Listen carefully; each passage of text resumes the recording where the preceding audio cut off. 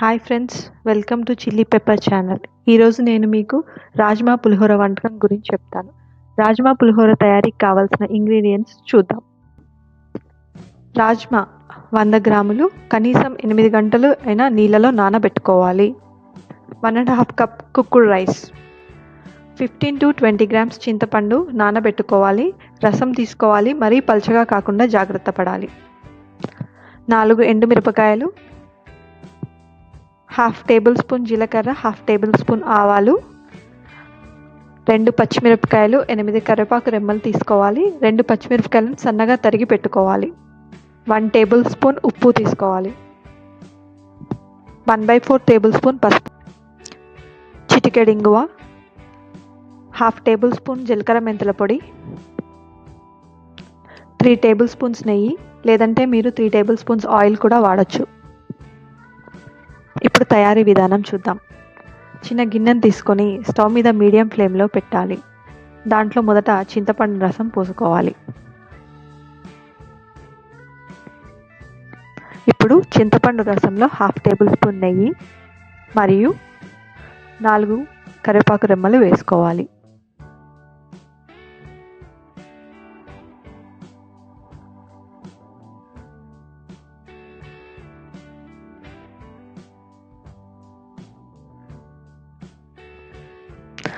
ఆ తర్వాత 1/2 table spoon జీలకర్ర మెంతుల పొడి మరియు 1/2 టేబుల్ స్పూన్ పసుపు వేసుకోవాలి.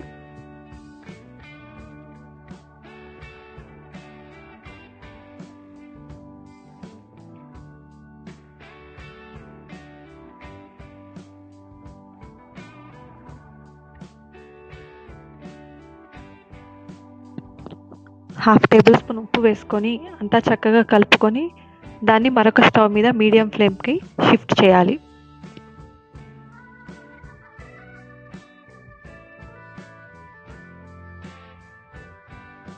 ఇప్పుడు మరొక గిన్నె తీసుకొని దాన్ని స్టవ్ మీద మీడియం ఫ్లేమ్లో ఉంచి 3 టేబుల్ స్పూన్స్ ఆఫ్ నెయ్యి వేసుకోవాలి.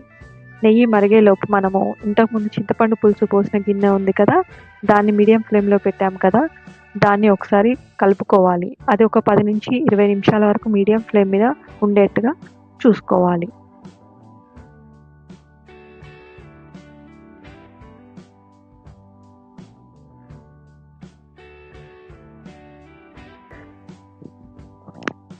నెయ్యి వేగాక ఒక 1/2 టేబుల్ స్పూన్ జీలకర్ర, 1/2 టేబుల్ స్పూన్ ఆవాలు వేసుకోవాలి.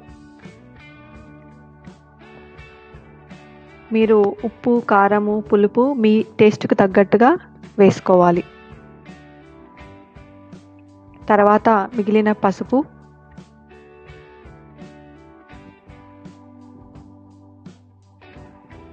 రెండు పచ్చిమిరపకాయలు ఘాట్లు పెట్టుకోవాలి కదా అవి, మరియు చిటికెడు ఇంగువ వేసుకోవాలి.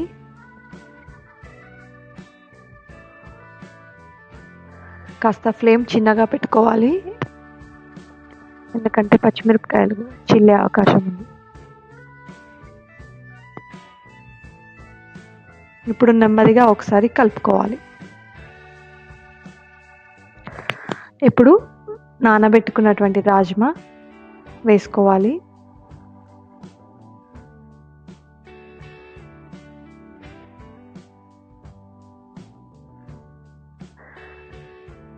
ఆ తర్వాత కరివేపాకు రెమ్మలు వేసుకోవాలి. తర్వాత ఎండుమిరపకాయలు వేసేసుకోవాలి.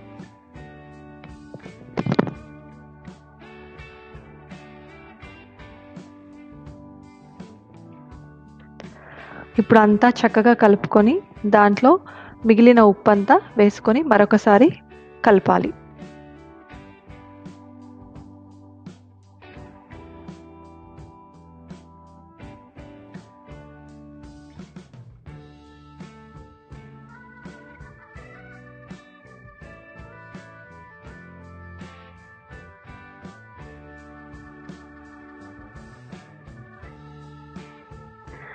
ఇప్పుడు అంతా చక్కగా కలుపుకొని మూత పెట్టుకోవాలి.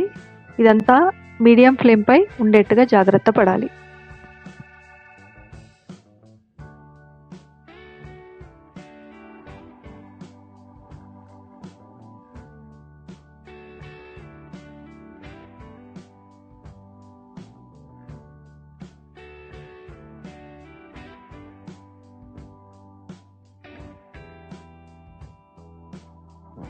ఈ రాజ్మాను 20-25 మినిట్స్ ఉడికించుకోవాలి. ఎవ్రీ 5-10 మినిట్స్కి మధ్యలో ఒకసారి కలుపుతూ ఉండాలి. మరియు మనం చేయితో ప్రెస్ చేస్తే కనుక ఈజీగా పగిలేట్టుగా ఉండేట్టు చూసుకోవాలి.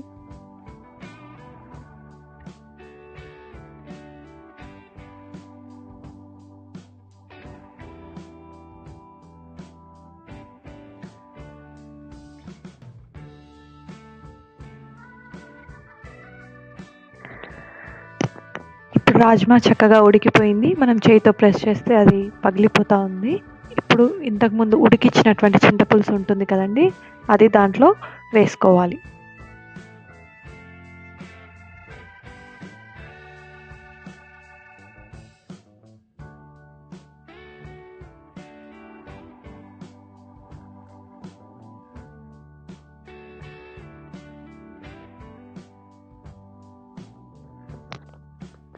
ఇప్పుడు చింతపులుసు పోసిన తర్వాత మనము ఇంకొక 5-10 నిమిషాలు మీడియం ఫ్లేమ్పై ఉడికించుకోవాలి.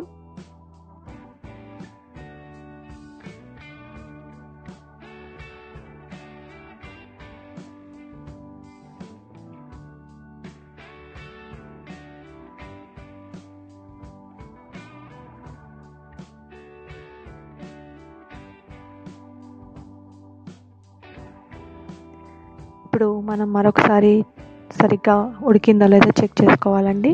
కాస్త చింతపులుసు చిక్కబడేంత వరకు ఉంచుకొని తర్వాత స్టవ్ ఆఫ్ చేయాలి. ఇదంతా మీడియం ఫ్లేమ్లో అయ్యేట్టు చూసుకోండి.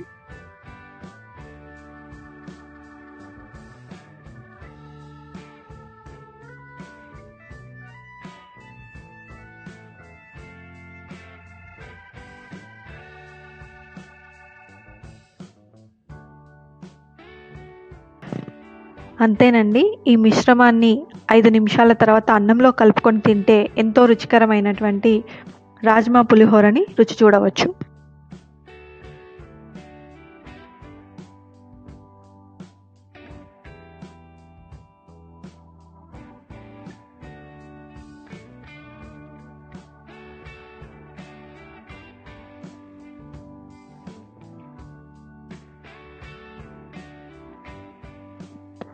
ఫ్రెండ్స్, ఈ వీడియో గనుక మీకు నచ్చినట్టయితే లైక్, షేర్ అండ్ సబ్స్క్రైబ్ చేయండి. Thank you. బాయ్.